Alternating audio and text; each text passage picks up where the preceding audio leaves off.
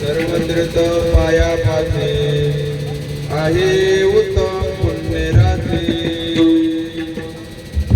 अवतरलाचे करकमळे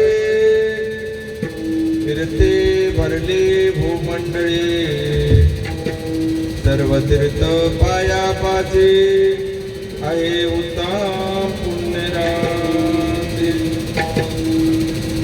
भार्गव रामाचा आचारी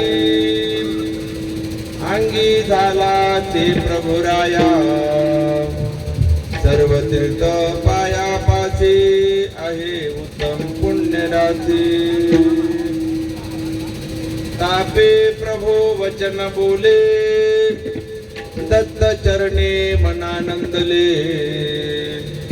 सर्व तीर्थ पाया पासे आहे उत्तम पुण्यरात्री प्रस्तुत प्रसंगी कीर्तनरूपी सेवेसाठी निवडलेला अभंग कारण या ठिकाणी अगोदरच बराच वेळ झालेला आहे 10 वाजलेले आहेत तुम्ही माहूरला जात असताना अतिशय मेहनतीचा परमार्थ आहे कष्टाचा परमार्थ आहे पायी चालत आलात आणि आजचा हा दुसरा दिवस आहे चालल्यामुळं माणसाला थकवा येतो एनर्जी कमी होते गुडघे दुखतात अनेक प्रकारचे त्रास या शरीरामध्ये सुरू होतात व्याधी सुरू होतात परंतु या सर्व गोष्टीवर जर आपल्याला मात करायचं झालं तर या देहाला आपल्याला जिरवावंच लागणार आहे म्हणून देह कष्ट दिल्याशिवाय आपल्याला परमार्थ साध्य करता येणार नाही म्हणून या ठिकाणी अगोदर खूप वेळ झालेला आहे आणि आपल्या ह्या सेवेसाठी आज घेतलेला अभंग हा एक तापी प्रभू बाळानंद मध्व मुनी असे आनंद संप्रदायाचे थोर जे असणारे कवी करते होऊन गेले त्यांच्यापैकी असणारा एक अभंग आहे आणि हे अभंगाचे 5 चरण आहेत आणि या 5 चरणामध्ये ते 5 चरण आपल्याला काय सांगून जातात त्याबद्दल या ठिकाणी तुम्हाला सांगण्यात येईल म्हणून अभंगाचं पहिलं चरण सांगते दत्त सह्याद्रीचा रानाम कृपे तारे भक्तजन दत्त हा सह्याद्रीचा राणा आहे सह्याद्री म्हणजे आपण सह्याद्री म्हटल्यानंतर आपल्याला माहूरगड लक्षामध्ये येते परंतु माहूरगड जर बाजूला ठेवलं तर आपलं जे गड आहे आपलं जे शरीर आहे ते सह्याद्री आहे आणि या शरीरामध्ये असणारा आत्मा म्हणजे त्या आनंद मालकाचा आहे ते मात्र निश्चित म्हणून या ठिकाणी अभंगाचं पहिलं चरण सांगते की या शरीरावर सुद्धा ताबा माझ्या दत्तप्रभूचा आहे म्हणून तो या शरीराचा किंवा सह्याद्रीचा राणा आहे असं अभंगाचं पहिलं चरण सांगून जाते अभंगाच्या दुसऱ्या चरणामध्ये महाराज सांगतात सर्व तीर्थ पाया पाची आहे उत्तम पुण्यराची आपण गुरुच्या चरणाचं तीर्थ काय घेतो गुरुच्या चरणाचं तीर्थ घेण्याच्या पाठीमागं काय उद्देश आहे मी थोडक्यामध्ये माहिती सांगतो तुम्हाला की ज्यावेळेस बसवण्याला तुपामध्ये टाकलं होतं हाडामध्ये टाकलं होतं आणि बसवण्याला खूप त्रास दिला होता जी आपल्या युगामध्ये कथा आहे कलबुर्ग कर्नाटक मध्ये म्हणून त्या बसवण्यामुळे दत्तात्रय प्रभूंनी त्या काळामध्ये सर्वात जास्त लिंगायत धर्म ह्या पृथ्वीवर होता आणि जे लिंगायत जातीचे जमातीचे असणारे भक्त त्या बसवण्याचा विरोध करत होते आणि विरोध करत असताना त्या बसवण्यामुळे दत्तात्रय प्रभूंनी सर्वांचे लिंग गायब केले कथा खूप सुंदर आहे आणि मग दत्तप्रभूच्या चरणातून जेव्हा धारा निघाल्या गंगा निघाल्या आणि त्या कुपात जाऊन पडल्या तेव्हा प्रत्येकाचं लिंग ज्याचं त्याला परत केलं अभंगाचं तिसरं चरण सांगून जाते की अवतरलाचे करकमळे कीर्ते भरले भूमंडळी सर्व तीर्थ पाया पाचे आहे उत्तम पुण्यराचे ज्या दत्तात्रय प्रभूच्या चरणाचं तीर्थ घेतल्यानंतर सर्व अनंत तीर्थाचं पुण्य आपल्याला पावते आणि तसंच हा भगवान परमात्मा अवतरला कसा, तर हा भगवान परमात्मा अवतरला नाही, प्रगट झाला. म्हणून अनुसया माईच्या खरतरामध्ये दत्तप्रभू प्रगट झाले आणि अनुसयाच्या तपामुळे आपल्याला खऱ्या देवाची ओळख झाली. अभंगाचं तिसरं चरण. अभंगाच्या 4थ्या चरणामध्ये महाराज सांगतात, भार्गव रामाचा चारी अंगी झाला जे प्रभुराया, सर्व तीर्थ पाया पाचे आहे उत्तम पुण्यराचे. भार्गव नावाचे ऋषी होते. रामटेकेकर दत्तात्रय प्रभूंनी आणि रामचंद्र प्रभू, लक्ष्मण, जानकी त्या ठिकाणी महापूजा टाकली आणि त्या ठिकाणी भार्गव नावाच्या ऋषीला बोलवण्यात आलं. आणि भार्गव नावाचा ऋषी हा रामाचा निश्चिवंत भक्त असणारा, निष्ठावंत भक्त असणारा, आणि ज्या रामटेकाच्या ठिकाणी महापूजा टाकून राम, लक्ष्मण, जानकी, हनुमान चौघाची तिथले आनंद नाम दया राम टेकाची. म्हणून भार्गव नावाचा ऋषी सुद्धा रामाचा भक्त असताना दत्तात्रय प्रभूला शरण गेला, देवा माझा तुझा तुम्ही स्वीकार करताल की नाही. तेव्हा त्या भार्गव नावाच्या ऋषीचा सुद्धा स्वीकार केला. म्हणून भार्गव रामाचा आचार्य अंगी झाला ते प्रभुराया, सर्व तीर्थ पाया पाचे आहे उत्तम पुण्यराचे. आपला अंगीकार करून घेतले असं असणारे दयाळू, मायाळू, कृपाळू. अभंगाचं 4थं चरण सांगते आणि अभंगाचं शेवटचं चरण. तापे प्रभू वचन बोले, दत्त चरणी मनानंदले, सर्व तीर्थ पाया पाचे आहे उत्तम पुण्यराचे. तापे प्रभू असणारे हे दत्तात्रय प्रभूचे अतिशय निष्ठावंत भक्त होते. आणि ते काय म्हणतात, या जीवनामध्ये जर आपल्याला खऱ्या सुखाची चाहूल पाहायची असेल आणि खरं सुख जर आपल्याला भोगायचं असेल तर दत्त नाम हे आपल्याला खरं सुख देऊ शकते. दत्ता प्रभू, दत्ता प्रभू,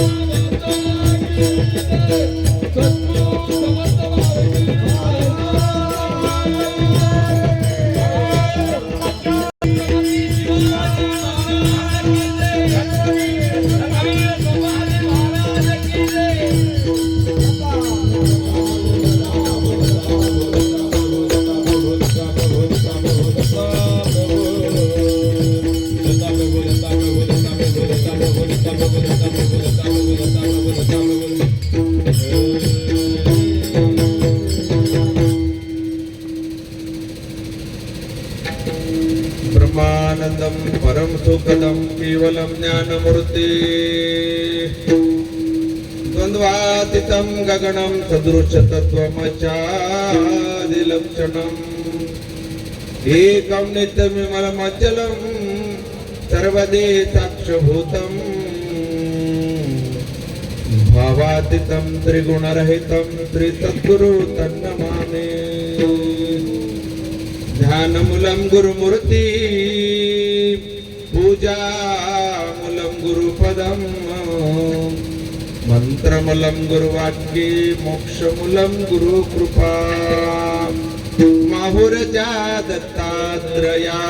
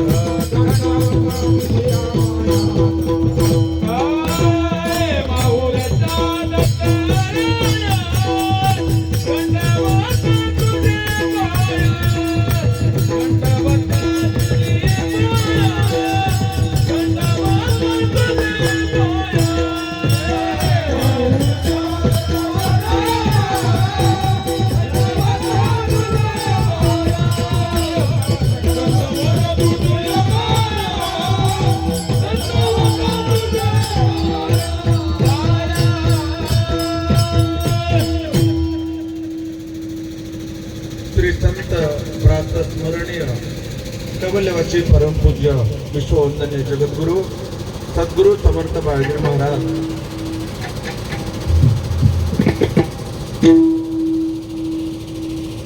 गुरु रुद्रगिरीजी महाराज या महान संतांना नतमस्तक होऊन, तसेच परमपूज्य कैवल्यवासी श्री संत सद्गुरु समर्थ बाळगीर महाराज गुरु यदुगिरीजी महाराज, श्री संत समर्थ दयाळगिरीजी महाराज गुरु यदुगिरीजी महाराज या संत महात्म्यांच्या चरणी नतमस्तक होऊन कीर्तन रूपी सेवेला मी आरंभ करतो. अगोदरच खूप उशीर झालेला आहे, परंतु आपण या ठिकाणी जमलेले सर्व मायबाप, भक्त मंडळी आणि श्री श्री श्री 1008 भक्त अष्टकौशल्य नारायणगिरीजी महाराज गुरु बाळगिरीजी महाराज मठसंस्थान माहूरगड उर्फ नांदेड.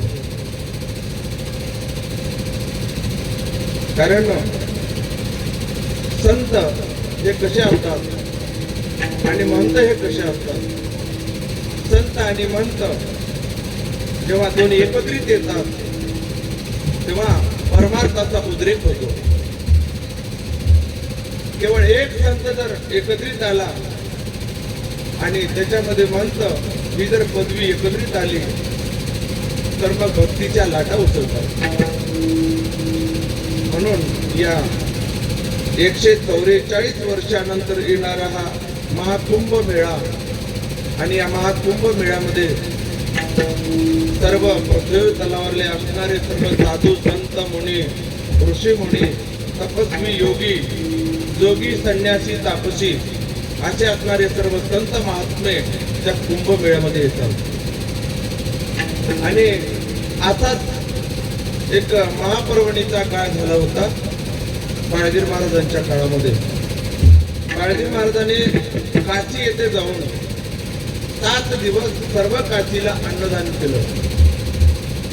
आणि जेव्हा बाळगीर महाराज काशीला गेले आणि त्या ठिकाणी त्यांनी 7 दिवस अन्नदान केलं आणि सर्व संत महंतांनी महाराजांचा जय जयकार केला की अन्नदाता बाळगीर महाराज बहुत बडे अन्नदाता है असं म्हणून त्या काळामध्ये सुद्धा त्या महापर्वणीच्या काळामध्ये साधू संत महात्म्यांना सर्व साधू संतांचा आशीर्वाद मिळाला.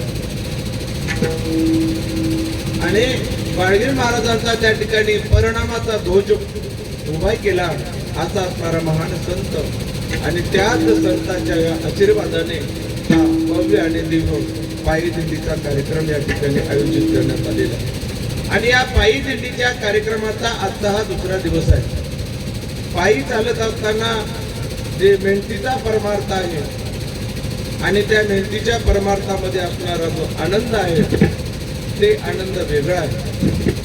कारण आज जर आपण पाहिलं तर विज्ञान युग आहे. या विज्ञान युगामध्ये 4 तासामध्ये आपण माहूरला जाऊ शकता.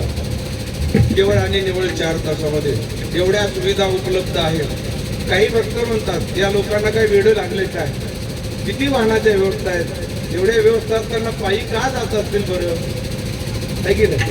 काही प्रश्न असतात मला ते.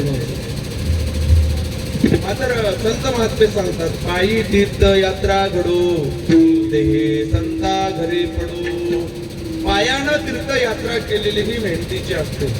कारण जेव्हा आपण खरा परमार्थ करायला लागतात तेव्हा आपल्याला परमार्थ खरा कळतो. जसे संसारामध्ये अवघड कामं असतात, खूप अवघड कामं असतात, तेवढे अवघड कामं अगदी चिंतातूर करणारे कामं या संसारामध्ये असतात. तेवढे तर कामं तुम्ही पार पाडता. मात्र काय परमार्थ साधा गोष्ट आहे महाराज. 7 दिवसात फक्त चालायचं आहे. 7 दिवस झाले की चाललं बंद. म्हणून चालत असताना जे मेहनत लागते, कष्ट लागते, थकवा येते, भूक लागते माणसाला, एकदा बसलं की उठा वाटत नाही, झोपलं की पुन्हा उठा वाटत नाही, अशा प्रकारची अवस्था तयार होते. म्हणून आपली जी एनर्जी आहे ते एनर्जी आपण कोणासाठी खर्च केली, देवाच्या कामासाठी खर्च केली, देवाच्या भक्तीसाठी खर्च केली. केवळ आणि निवळ प्रभूच्या चरणाच्या ठिकाणी आपल्याला सेवा मिळावी म्हणून आपण समर्पित ही सेवा केलेली आहे 7 दिवसाची. आणि त्याच सेवेमध्ये पायी चालत असताना नाम घेता वाटे चाले,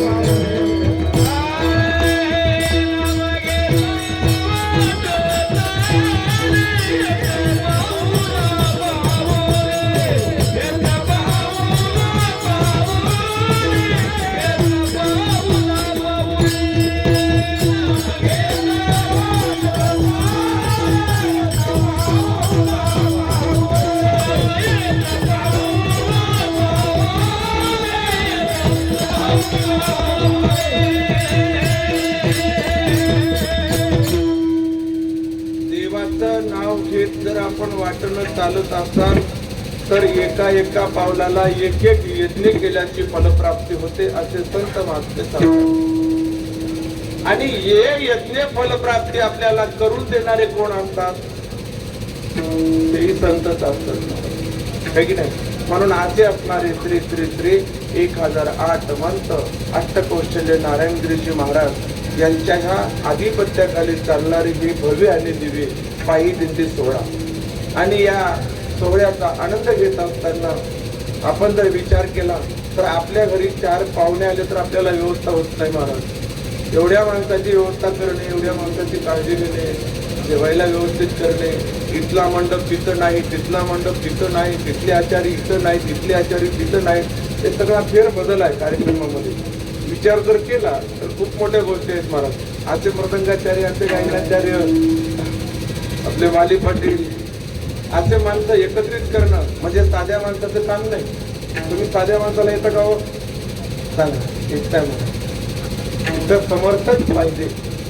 म्हणून श्री समर्थ बाळगीर महाराज ही पदवी वडगुंपेत दिलेलीच आहे. समर्थ म्हणजे ज्याच्या अंगी सर्व सामर्थ्य आहे. एवढं सामर्थ्य आहे जे तुम्हाला पाहिजे ते आणून देतात. का देतात? 4 विचार ग्रंथामध्ये सांगतात. जो माझ्या भजनी लागला तो पुरुषाती मान्य झाला, शास्त्र पुराण वर्णिते तयाला माझा भक्त मनोनिया. दत्तप्रभू म्हणतात जो माझ्या भजनाला लागलेला आहे म्हणजे माझं भजन करायला आहे बरं का. आणि तो पुरुष सर्व जगाला मान्य होतो.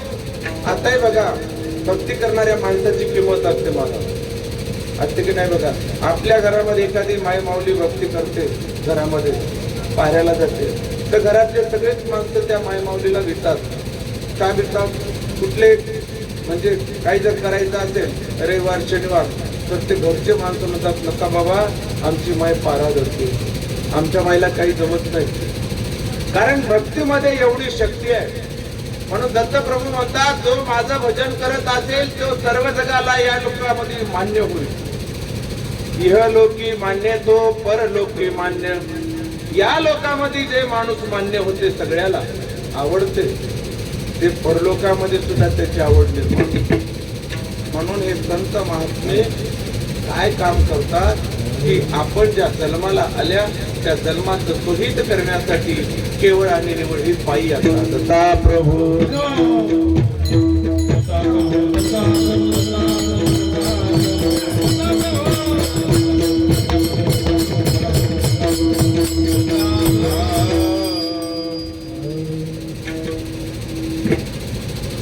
जगद्गुरु तुकोबाराया सांगतात आम्हाला पुन्हा पुन्हा मनुष्य जन्म द्या पण अशीच पायी यात्रा आम्हाला घडू द्या. आम्हाला पुन्हा जन्म दिल्यानंतर आम्हाला कुठलाही त्रास नाही. कारण आणि एका ठिकाणी सांगतात की सर्वात मोठं दुःख कोणतं आहे? जन्म मरणाची व्यथा. सर्वात मोठं दुःख म्हणजे जन्म आणि मरण, हे फार मोठी व्यथा आहे. एका बाजूला सांगतात जन्म मरणाची व्यथा जरी आमच्या वाट्याला आले तरी आम्ही त्याचं दुःख मानणार नाही, पण आम्हाला केवळ आणि निवळ तुझं नामस्मरण, तुझ्या यात्रेमध्ये, तुझ्या पायी यात्रेमध्ये आम्हाला जायचं आणि त्या ठिकाणी आम्हाला जायला मिळावं हेच पाहिजे, बाकी काही पाहिजे. म्हणून जन्मो जन्मे तुझा दास, जन्मोजन्मी जरी मी पुन्हा पुन्हा जरी जन्मलो तरी मी तुझाच दास राहील. म्हणून तोच असणारा दास अभंगाचं पहिलं चरण.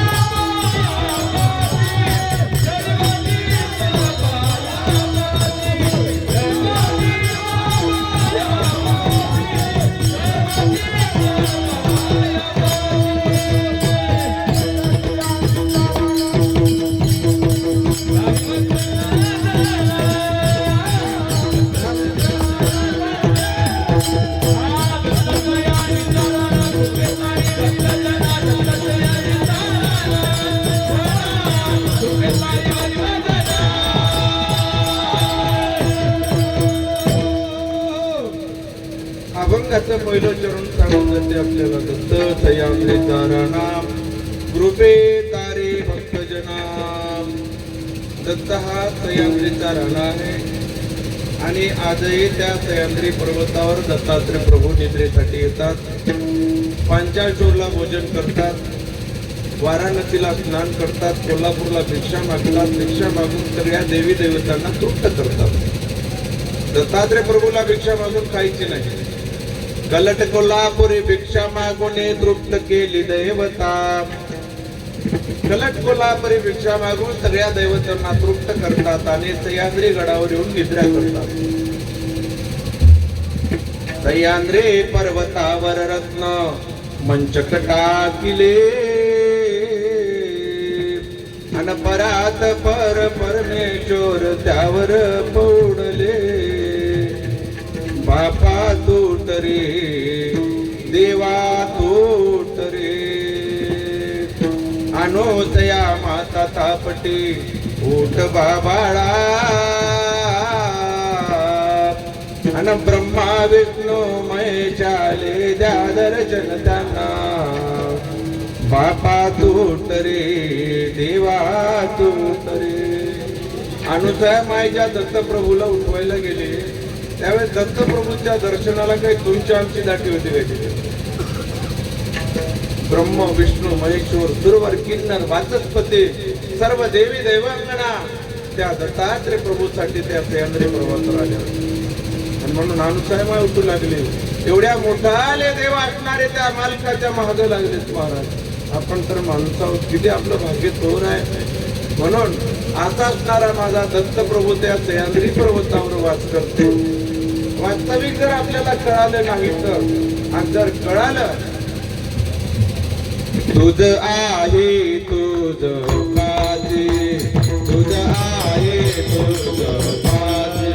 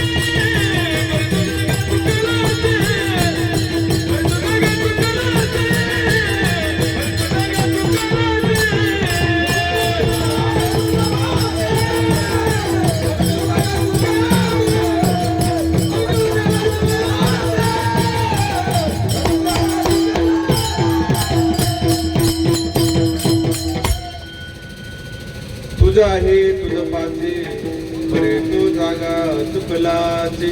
आपली सह्याद्री आपल्या प्रसिद्ध आहे. कारण का आपला जो देह आहे ते सह्याद्रीच आहे. मग या देहाला सह्याद्री पर्वत म्हटल्या गेलेला आहे. देह माहूर आत्मा अवधूत. मध्ये आत्मा असणारा मात्र दत्तप्रभूचा अंश आहे. आनंद मालकाचा अंश आहे. प्रत्येकामध्ये जरी भरला अनंत ब्रह्मांडामध्ये जरी भरून उरला तर आनंद मालक तो नाही अशी जागा दिसती नाही. आनंद कर्म भूमी आनंद भोग भूमी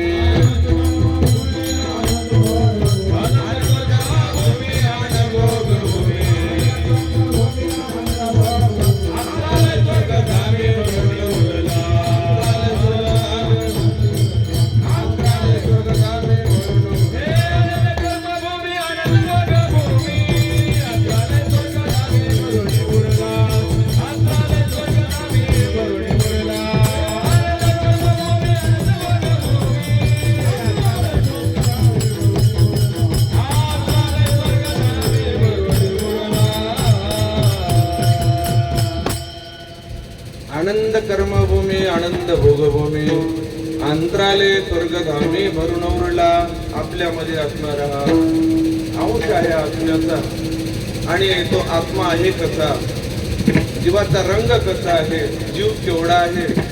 जीव हा आनंद मालकाचा आहे आणि जीव ह्या कर्मभूमीला आल्यामुळं या जीवाला अनेक प्रकारचे देह प्राप्त झालेले आहेत. म्हणून राईचा 6वा भाग जाणं जीवाचे एवढा प्रमाण तयाचा स्फटिक वर्ण जाण ऐक बापा दलार्दना.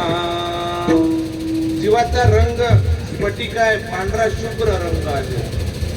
राईचा 6वा भाग म्हणजे टिकीचे 60 भाग झाल्यानंतर त्याच्यातला जे एक भाग असते एवढा सूक्ष्म अणुरेणूसारखा असणारा जीव आहे. आणि हा जो जीव असणारा प्रत्येकामध्ये स्थित आहे. मग एवढा सूक्ष्म आत्मा एवढ्या मोठ्या स्थूल देहाला कसा चालवतो. त्या ठिकाणी दलाजन राजांना प्रश्न विचारला देवाला. देवा, एवढा मोठा देह, एवढा सूक्ष्म असणारा आत्मा आणि या आत्म्याच्या बलावर कसा चालतो. देवाने सांगितलं म्हणजे जसं आपण एखाद्या घरामध्ये दिवा लावतो, जसा घरभर प्रकाश पडतो तशी आत्म्यामध्ये चैतन्य शक्ती आहे. म्हणून या सह्याद्री मध्ये असणारा आत्मा आणि आलेले हे सह्याद्री म्हणजे काया होय.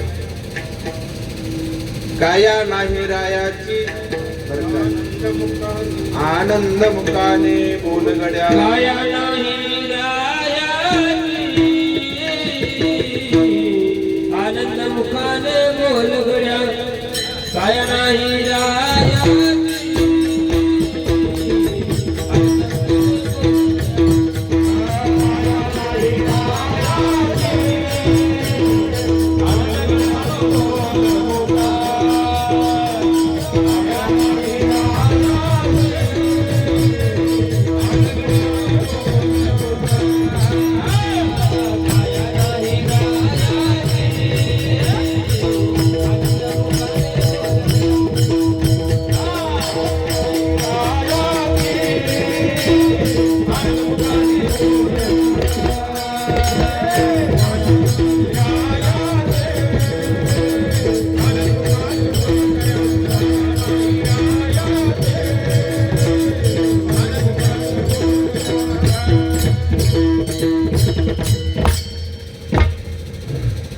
राया नाही रायाचे आनंद मुखाने बोलगड्या. म्हणून हा देह म्हणजे सह्याद्री होय. आणि हे देह आहे तोपर्यंत आपल्या जीवातली आपल्याला करता येते. देह संपला की करणं संपलं, सगळ्यात गोष्टी संपल्या. जोर आहे आत्मा देही तोवर करा तोही. आत्मा रामने कोण गेला या पुढीला ठेवत नाही. म्हणून हे सह्याद्री. म्हणून महाराज सांगतात दत्त सह्याद्रीचा राणा कृपे तारे भक्तजनाम. म्हणून दत्त हा सह्याद्रीचा राणा म्हणजे आपल्या शरीराचा मालकच होय. परंतु आपण त्याला ओळखलं नाही. आणि त्याची जर कृपा दृष्टी झाली तर तुमचाच नाही, तुमचा आमचा तर उद्धार होईलच होईल. पण आपल्या विनंतीमध्ये एका ठिकाणी सांगतात मलेच राजा हे न जातीचा नामे उधरिला. अन मज विषय कैसा बापा विसर तुला पडला. मलेच राजा, मलेच म्हणजे मुस्लिम जातीचा राजा. आणि मुस्लिम जातीचा राजा कोण होता? अकबर बादशाह. अकबर बादशाह राजा होता महाराज. आणि आपल्या राजमहालामध्ये एका दिवशी झोपी गेला होता. झोपी गेला असताना त्या अकबर बादशाहला एक स्वप्न पडलं. काय स्वप्न पडलं? त्या स्वप्नामध्ये दत्तात्रय प्रभू जाऊन त्याला उठवले. उठ म्हणले राजा, तू पूर्वीच्या पुण्यामुळे राजा झालास, पण या राजभोगामध्ये रममान झाल्यामुळं पुढच्या जन्मामध्ये नरकाला जाशील. उठ उठ म्हणून त्या राजाच्या स्वप्नामध्ये जाऊन त्या राजाला सांगितलं उठ राजा आणि तुझी ब्रह्मकुलिया जाणून घे. ब्रह्मकुलिया हा शब्द फार मोठा होता मला. अकबर बादशाह खाड पिण्याकृतीतून उठला आणि उठल्यानंतर इकडं तिकडं पाहतो तर कुठंच काही नाही. आणि तो प्रधानजीला म्हणाला प्रधानजी, माझ्या स्वप्नामध्ये एक दत्तात्रय पुरुष आले होते. माझ्या स्वप्नामध्ये एक भगवाधारी दत्तात्रय प्रभू आले होते आणि ते मला उठवले आणि म्हणतात राजा तुझी ब्रह्मकुलिया जाणून घे. तू जरी राजामध्ये असतील, तुला जरी काही कमी नसेल, तर जर तू भक्ती केला नाही आणि तुझ्या जीवाची ओळख जर तुला झाली नाही तर तुझा जन्म नरकाला जाईल. तेव्हा प्रधानजीला म्हणतो राजा, प्रधानजी ब्रह्मकुलिया म्हणजे काय मला सांगा. ब्रह्मकुलिया कशाला म्हणावी? ब्रह्म म्हणजे आत्मा, कुळ म्हणजे त्याचं गाव आहे की नाही. कुळ म्हणजे मूळ. आता उदाहरणार्थ गोदावरी नदी निघाली, कुठून निघाली? नाशिकहून, तिचा उगम झाला. तसं हा जीव आला कुठून?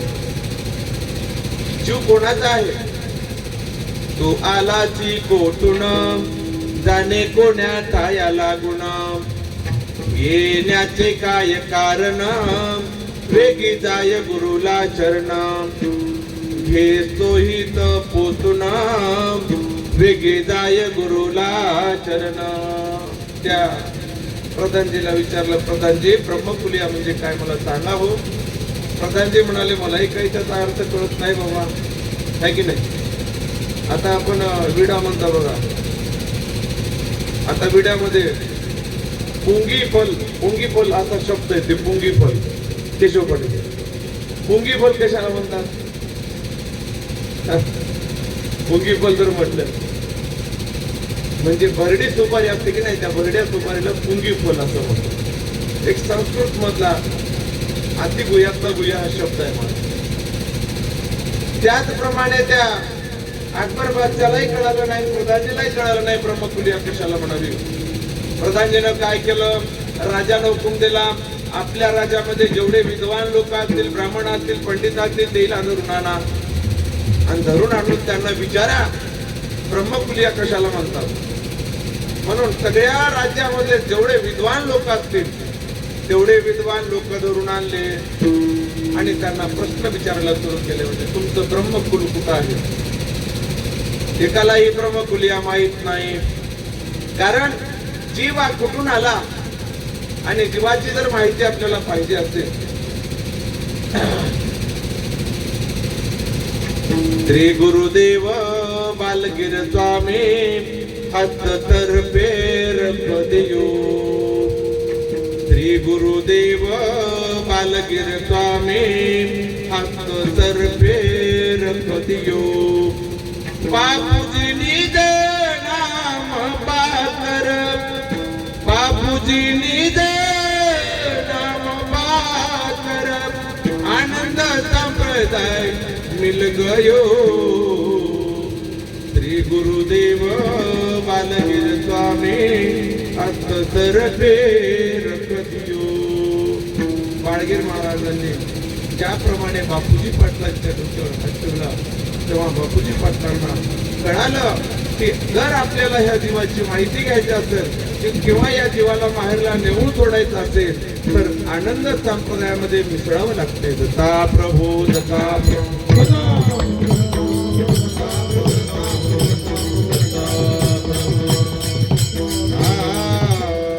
तेव्हा सगळ्या लोकांना धरून आणलं, सगळ्यांना विचारलं म्हणजे ब्रह्मकुलिया काय सांगा, कोणालाही काही कळणार.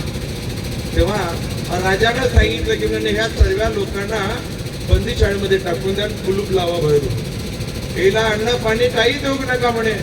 जोपर्यंत माझ्या प्रश्नाचं उत्तर देणार नाही यांना काही देऊ नका असं म्हणून त्या सर्व लोकांना बंदीशाळेत टाकलं, कुलूप लावून घेतलं. 1 दिवस झाला, 2 दिवस झाले, किती दिवस उपाशी राहणार. आता सगळेजण जे आहेत ते त्राही होऊ लागले. दत्तात्रय प्रभूला आता वाटलं की आपण जर गेलो नाही तर हा राजा सगळ्याला बंदीशाळेमध्ये मारून टाकेल. म्हणून काय झालं महाराज, दत्तात्रय प्रभूने एका छोट्या बालकाचं रूप धारण केलं.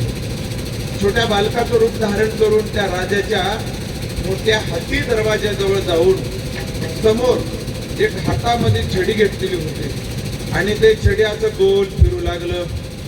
छडी गोल फिरली की सगळ्या गावातले जाते आपोआप फिरू लागले.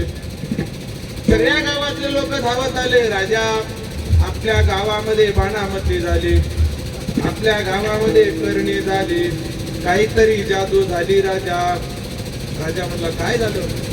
काही नाही म्हणे, जाते आपोआप फिराले, आपोआप जाते फिराले. त्या पोरानं अशी छडी फिरवली, जाते फिरायची, छडी थांबवली की जाता थांबायचं. असं करता करता बराच म्हणजे 2-4 तास निघून गेले आणि ते काय झालं, एक समोरच अशी बाईचं घर होतं आणि ते बाई आपल्या डोक्यावर बसलेली होती आणि बसली असताना तिच्या बाजूला म्हणजे असं जातं होतं आणि ती माऊली त्या जात्याच्या जवळ बसली आणि अचानक नजर तिची त्या लेकरावर गेली आणि त्या लेकराकडे ती माऊली बघत होती. लेकरानं छडी फिरवली की तिचं जातं सुरू लागलं, छडी थांबवलं की जातं थांबू लागलं. अरे गड्या म्हणले, आणि गावामध्ये भानामध्ये केगामध्ये काहीच नाही, या लेकराची करामत. तेव्हा हळूच गेली आणि त्या प्रधानजीला सांगितलं, प्रधानजी ज्याचा तुम्हाला शोध होता तोच देव तुमच्या घरी आला. कोण आला? काही नाही म्हणे, असं छोटूच लेकरू आहे म्हणे 8 वर्षाचं आणि ते 8 वर्षाचं एक पोरग दारापुढे थांबलंय आणि हातामध्ये छडी फिरलो की आपोआपच जाते फिरायला. थोडे मी त्याच्याकडे बघितलो आणि मी आलो, तुम्ही बघा. तेव्हा प्रधानजी आतमध्ये गेले आणि राजाच्या कानामध्ये सांगितलं, म्हणले राजा आणि बाहेर कोणीतरी आले कोण आलेत बाहेर, कोण आलेत बाहेर? ज्याची तुम्ही वाट बघत होता, ज्या भगवंतानं तुम्हाला स्वप्नामध्ये साक्षात्कार दिला होता, तो भगवंत तुमच्या दाराला आलाय. राजाच्या अंगावर असणारे दागिने वस्त्र सगळे काही इकडं तिकडं विखरून पडले महाराज. भान राहिलं नाही. राजा धावत धावत बाहेर आला आणि बाहेर आल्यानंतर त्या 8 वर्षाच्या बालकासमोर नतमस्तक झाला आणि स्त्री साष्टांग दंडवत करू लागला. स्त्री साष्टांग दंडवत करत असताना त्या लेकरानं त्या दोन्ही खांद्याला धरलं. उठा उठा राजे उठा. राजाला उठवलं महाराज आणि उठून त्या अकबर बादशाहच्या कानामध्ये मंत्र दिला. कोणता मंत्र दिला? तुम्ही जे गुरु मंत्र घेतात तेच मंत्र त्या अकबर बादशाहच्या कानामध्ये दिले. आणि त्या अकबर बादशाहला कळालं मी कुठून आलो, मला कुठे जायचं आहे. आणि या आत्म्याला जात पात अजिबात नाही. जीव म्हणजे एकच जात आहे. नर नारे मित्या भात अवघा होतीला पुराण पुरुष. नर नारी हा मित्या भात आहे. भगवंताने ते फक्त काही काळापुरते त्या ठिकाणी निर्माण केलेली वस्तुस्थिती आहे. पण जे वस्तुस्थिती आज दिसाली ती उद्या राहणार नाही, उद्या जाणार आहे. म्हणून आपले संत महात्मे सुद्धा सांगतात रच हे बाजार नाशिवंत पसारा. रच हे बाजार नाशिवंत पसारा.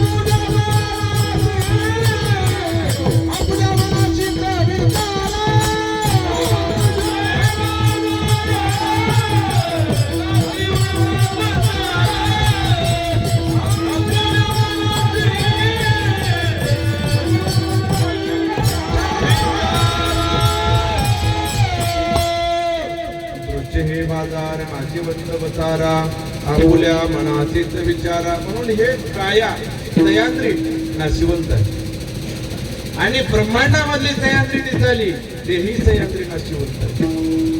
कारण महाप्रलयाच्या काळी पिंड ब्रह्मांड सुद्धा नाचल्या जातात. त्या ठिकाणी कोणीच उरत नाही महाराज. आपल्या हिंदू धर्मामध्ये 81 कोटी 1.25 लक्ष वरिदा दैवता, त्याच्यामध्ये कोणी दिसेना मोक्षाचा दाता. 6 शास्त्र 18 पुराण भारत भागवत गीता, भिन्न भिन्न बोलते वेद चिनले गुणगाता. म्हणून प्रत्येक शास्त्र वेगवेगळं सांगते. पण महाप्रलयाच्या काळामध्ये कुठल्याच देवी देवता अस्तित्व राहणार नाही. आणि त्यावेळेस फक्त त्रिपदा नाम विधि श्रेष्ठ पूर्ण पद तत्र यत्र मणिरत्न विशुद्धम तस्मिन् सिंहासने साक्षात पूर्ण पुरुषता सिद्ध विराजमानते पूर्ण पुरुषाय नमो नमः. त्रिपदा नाम विधि, 3च असे पद आहेत. 3च असे पद आहेत ज्याला अमृत अर्णव सृष्टी, निरालंब सृष्टी आणि ज्ञान सृष्टी हे 3च पद असे आहेत की त्या पदाची जर भक्ती केली तर मग गेल्यावरी पुन्हा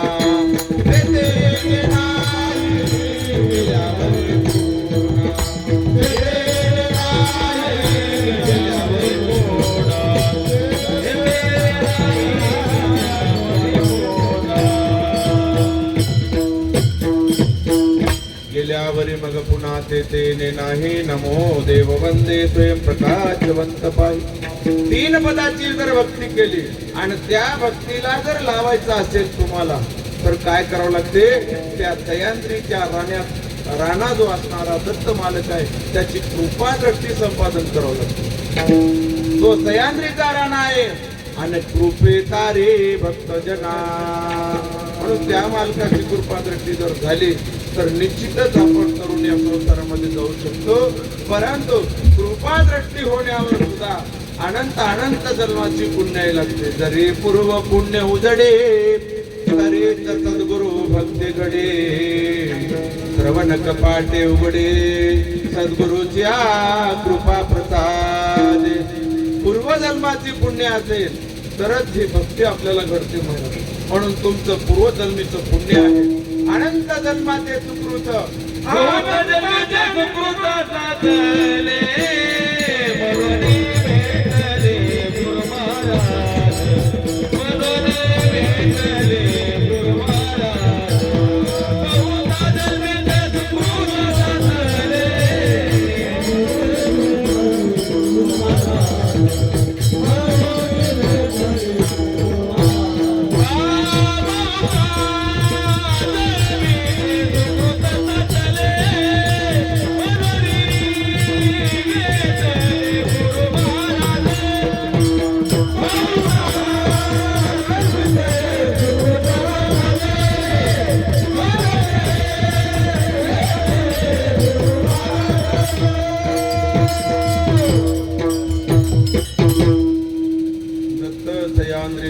नाम कृपे तारे भक्तजना.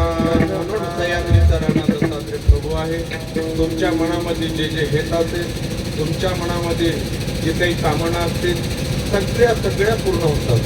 फक्त विश्वास ठेवा आणि विश्वासाने एक मात्र करा. पायी किती दुखू द्या घडे. हे शरीर एके दिवशी जाणारच आहे. कारण नाशिवंत हे शरीर आहे. नाशिवंत शरीर मातीत मिसळायचे लोभ धरून त्याचे काय.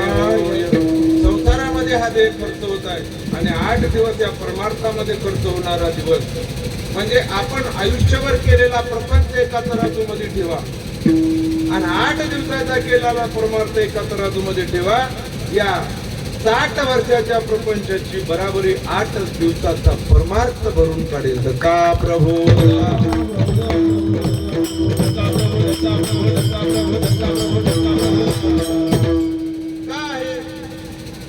दत्तप्रभू सांगतात. जरी पाप झाले अघोर दिगंबर नामाचा घडे उच्चार. दया पापाचा होय संहार क्षण मात्रे करून या. पाप अघोर होऊ द्या पण दिगंबर नामाचा उच्चार करत करत आमचे पाय सह्याद्रीकडे जात आहेत. आणि जेव्हा सह्याद्रीकडे जात असताना त्या सह्याद्री पर्वतावर राहणारा भगवान परमात्मा आणि हृदयामध्ये राहणारा भगवान परमात्मा एकच आहे. आणि एवढा असून सर्वागती आनंद सर्वाचे सार.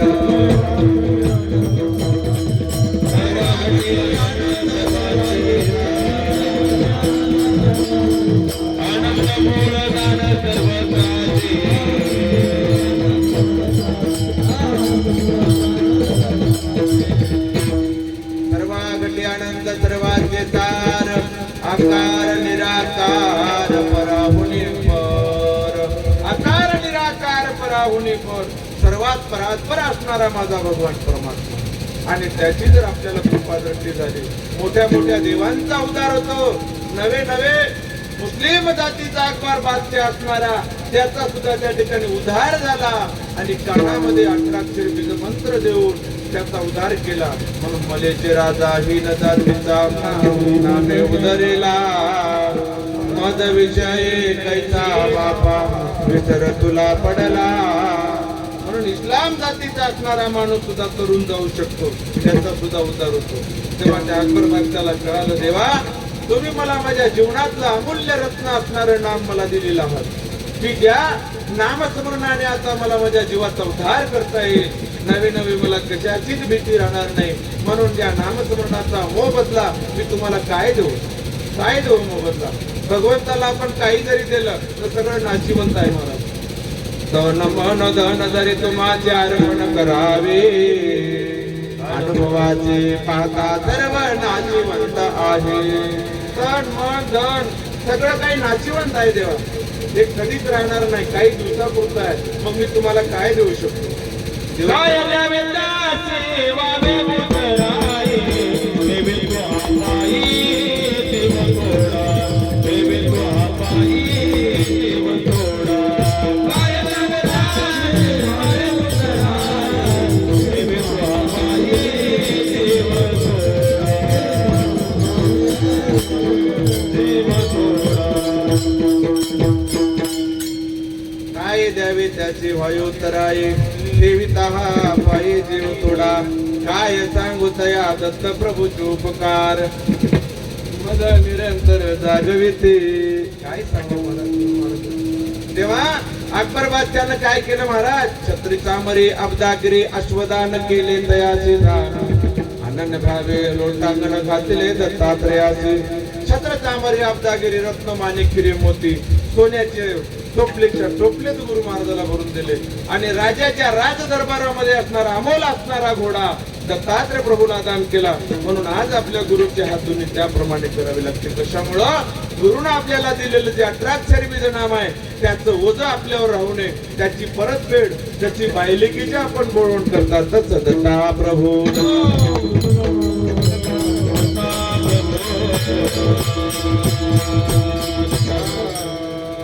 बघतो आता 11 वाजत आहेत, अजून 4 चरण शिल्लक राहिले. बघूच नंतर कधी भेट झाली असेल तर, कारण माणसाच्या देहाचा काही भरोसा नाही आहे की नाही. एका क्षणाचा भरोसा नाही महाराज. असा हा देह नाही, देहाचा भरोसा आज उद्या रायाचा, लटका खेरे मायेचा, डाव पडल काळाचा. भद्रे आनंदा सचिदानंदा कंदा सारा होय मतिमंदा, न करे अनेक दंदा भद्रे आनंदा. मात्र परमार्थ कर्तव्य, परमार्थ कसा करावा हे मात्र ओळखून करा बरं का. आपल्यामध्ये असणारा जो अभिमान आहे, अहंकार आहे, ते अहंकार सर्व बाजूला ठेवून गर्व हंता चरण सोडून जातच गुरु नाथा, हे मात्र करा. काय झालं? थोडंसं तुम्हाला एक दृष्टांत सांगतो. एका गावामध्ये असंच महाराज दररोज कीर्तन व्हायचं, दररोज कीर्तनकार यायचे. कीर्तनकार आले की कीर्तनाची व्यवस्था लावणे, कीर्तनाचं माईक लावून देणे, सगळी व्यवस्था पाणी व्यवस्थापक असतात महाराज मृदंगाचे. आणि व्यवस्थापक कीर्तनकार आले की त्यांची व्यवस्था व्यवस्थित लावायची, सगळं काही त्यांना घोंगडा करून द्यायचे, माईक लावून द्यायचे, आवाज कमी जास्त झाला का, काय झालं काय, त्यांनी दक्षता घ्यायची. आणि कीर्तन संपलं, फक्त त्यांची एक आट असायची. कीर्तन सुरू होण्याच्या आधी ते कीर्तनकाराला म्हणायचे, महाराज तुम्ही कीर्तन करा, पण शेवटी माझ्या प्रश्नाचं उत्तर तुम्हाला द्यावं लागेल. कीर्तनकार हो बाबा, जसं जमलं तसं म्हणायचे. आणि कीर्तन संपलं, त्यानं प्रश्न करायचा, महाराज रामाचा बाप कोण होता? त्यानं म्हणा रामाचा बाप दशरथ होता. दशरथाचा बाप कोण होता? आजराजा होता. आजराजाचा बाप कोण होता? फलान होता. त्याचा बाप कोण होता? पितान होता. आता काय कळ महाराज? 2-4 नावं ठाऊक होते. कीर्तनकार 2-4 नावं सांगायचे, पुढचं त्यांना काही माहीतच नाही ना. आता किती पिढ्यापासून सुरुवात झाली थोडंच माहित आहे आपल्याला. तुम्हाला माहित आहे का सांगा? तुमच्या आज्याचा आज्या आज्याचा आज्या आज्याच खापर पंजोबा कशाला म्हणतात माहित आहे का? काही माहिती नाही. 2-3 आजोबा झाले ते मात्र माहित आहे. सांगत आले असतं, काही खुणा मागी ठेवल्या असतात, नाही तर काही खुणा सुद्धा मागी नाहीत, काही काही मागे. दत्ता प्रभू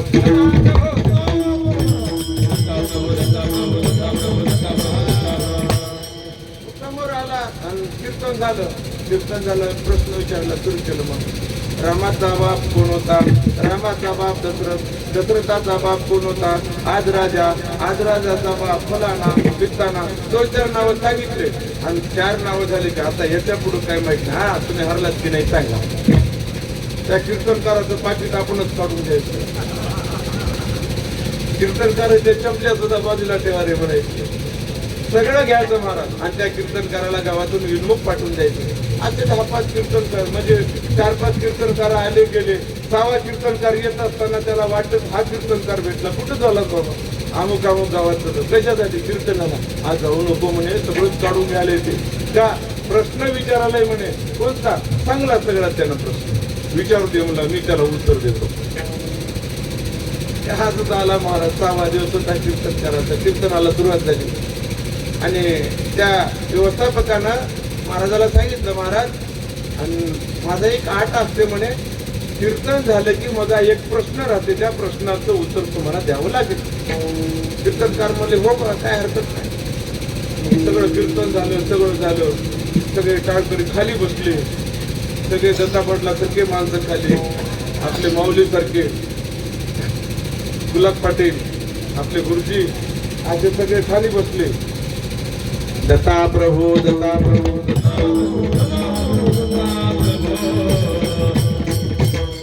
प्रश्न विचारला महाराज म्हणला महाराज रामाचा बाप कोण होता त्यानं मला रामाचा बाप दशरथ दशरथाचा बाप कोण होता त्यानं मला दशरथाचा बाप आदराजा आदराजाचा बाप कोण होता गजराजा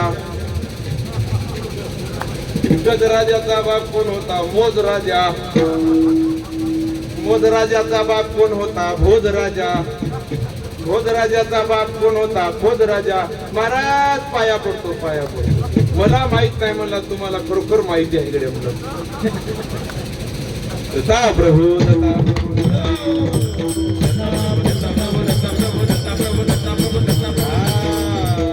प्रश्न विचारा पण तुम्हालाही माहिती राहू त्याच्या बुडापासून आहे की नाही तुझं 2-4 नावं तुम्हाला माहिती म्हणजे हेच सांगा असला परमार्थ नका दत्ता प्रभू दत्ता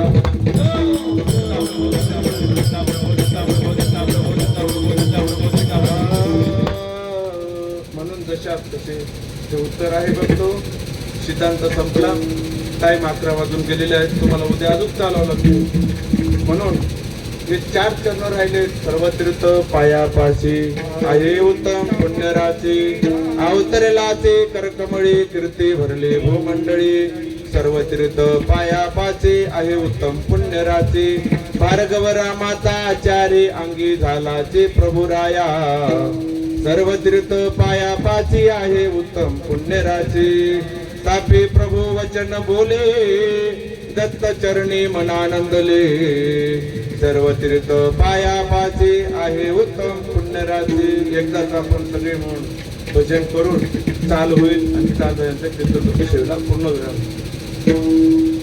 देवा दत्ता हो देवा दत्ता देवा दत्ता हो देवा दत्ता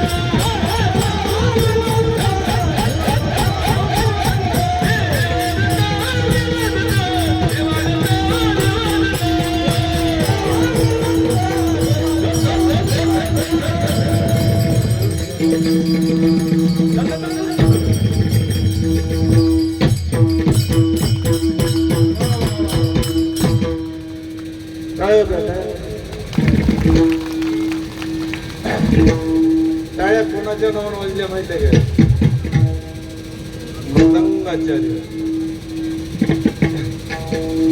मूर्तीलाल आणि कीर्तिमान, बघा केवढा आहे ते माणसाला नाचतील सांगायचे. म्हणून टाळ्या का वाजवाव्या? टाळ्या अशा उभ्या वाजायच्या, अशा रोज सकाळच्या परी उठलं 100 टाळ्या वाजव म्हणून, 100 देवाचं नाव घेत टाळी वाजवायची. देव दत्त, देव दत्त, देव दत्त, देव दत्त, देव दत्त, देव दत्त.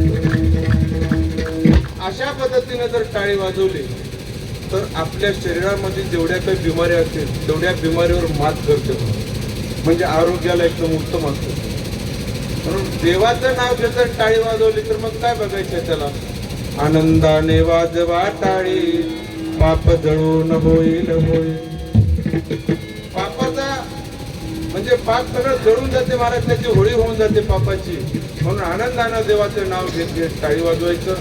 म्हणून बघतो सह्याद्रीला तुम्ही जातात, असं सह्याद्रीला जात असताना आपल्या घरातल्या गप्पा गोष्टी काही काढू नका. घरचं सगळं भांडवल घरीच ठेवा. केवळ आणि निवड दत्तप्रभूचाच विचार करा. कारण का त्याच्यासाठी आपण आल्या तेच करा, बाकी काही करू नका. म्हणून शरण आल्या मरण देऊ नका, लौकिकाची जाण जरी असे तुम्हा, सारी दिनामा सांभाळीचे कुशानंद म्हणे एक भाव धरा, तारीला तो खरा तुम्हाला एक भाव पक्का धरा. जैसी का पतिव्रता नारी व्रतारा वाचून शांतरी, चातक पक्षी दयापरी मेघा वाचून नसे समाधान. त्याप्रमाणे जसं आपल्या पतीला आपण मान्यता दिलेली आहे तसं आपला जीवाचा मालक म्हणजे दत्तप्रभू होय.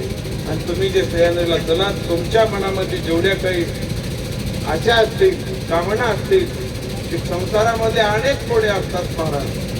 आपल्या संसारामध्ये संसारच तसा आहे. कारण एवढा संसार करून परमार्थ साधणं म्हणजे आपला आनंद जन्माचं पुण्य. तुम्हाला मी पहिले सांगतो, संत बहिणाबाई सांगतात, अरे संसार संसार जसा तवा तुल्यावर, आधी हाताला चटके मग मिळते भाकर. संसार काही सुखाचा आहे काय महाराज? एक भाकर भाजायला त्या माऊलीला विचारा काय कष्ट लागतं ते. पीठ दळून आणावं लागते, पीठ फिरावं लागते, पाणी टाकावं लागते. असं केल्यानं भाकर होईना. वाटून असं चुरून चुरून चुरून महाराज त्याची भाकर होते. आणि जेव्हा ते ताव्यावर भाकर टाकत असताना ताव्याच्या कडचा भाग जो असणारा हाताला चटके बसतात. आणि असा दररोजचाच कार्यक्रम असतो एका दिवसाला. मरेपर्यंत हे आपल्याला करावंच लागणार आहे. एवढा असणारा अवघड संसार, आणि एवढ्या अवघड संसारामध्ये सुद्धा आम्हाला काही वाटणं आले त्याचं का? तर आमच्या मुखामध्ये दत्त नामस्मरण आहे. आम्हाला संतांची संगत आहे, आमच्या गुरुमाऊलींची संगत आम्हाला आहे. पण आमच्या गुरुमाऊलीच्या सानिध्यात असताना आता आम्हाला कोणाला द्यायची काही गरज नाही.